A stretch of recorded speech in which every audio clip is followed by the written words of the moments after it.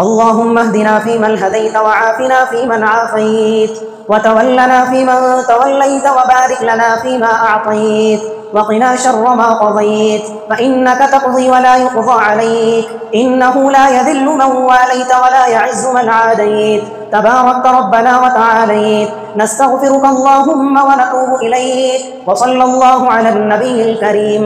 اللهم اغفر لنا وللمؤمنين والمؤمنات والمسلمين والمسلمات وألف بين قلوبهم وأصلح ذات بينهم وانصرنا على عدوك وعدوهم. اللهم قاتل الكفرة الذين يجحدون آياتك ويكذبون رسلك ويقاتلون أولياءك. اللهم خالف بين كلمتهم وزلزل أقدامهم وشتت شملهم ومزق جمعهم ودمر ديارهم وخرب بيوتهم وأنزل بهم بأسك الذي لا ترده عن القوم المجرمين.